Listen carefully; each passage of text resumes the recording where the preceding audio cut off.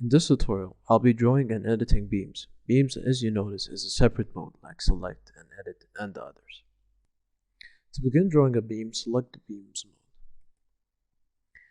and click anywhere to draw a beam. Now, as you notice, that the beam has grip points at each end. They are similar to the nodes that appear in slabs for editing. However, they are the exact location of the axes. To specify the location of the grip points, you have two options. The first option is to snap to the grid. The second option is to specify points either through entering them manually or through importing them in a DXF file and then snap it to these points that you have imported through the DXF file. The point mode in this case is very important.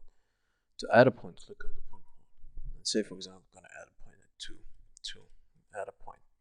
Now, as I said in the previous tutorial, that to escape the point mode, you need to double click and choose another mode. So, for example, I chose the select mode. Open the points table, and as you notice that the points table has been updated. We have the coordinates that we added 2 and 2. The order pairs column is very useful when copying the coordinates of the points from an external source, or if you want to copy the coordinates from the program or the PLGen directly into an external source. It is also useful when copying the grabbing of the CG of an object. Now, this will be clarified in other tutorials later in the future.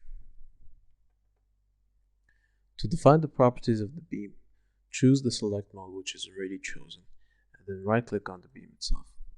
A properties dialog box appears. You can change whether it's below or under, its depth, its width, its start and end point.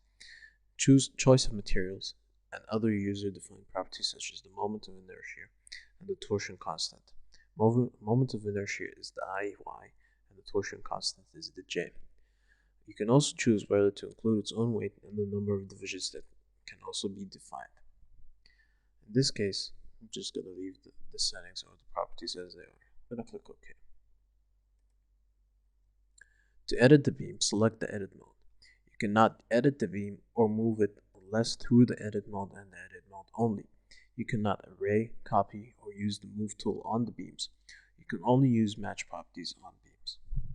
So for example, I'm going to add another point as well in the points through the points table. Say I'm going to add it at 3, 3. Click OK. Scroll up and down to refresh. Go to the beams mode and then snap to points. Move the snap to grid and just click, and the grid points have been snapped to the points. After completing my drawing, I can run the model. After running it successfully, I need to save it. After saving it, a new file is created inside the folder with the .b extension, standing for beams.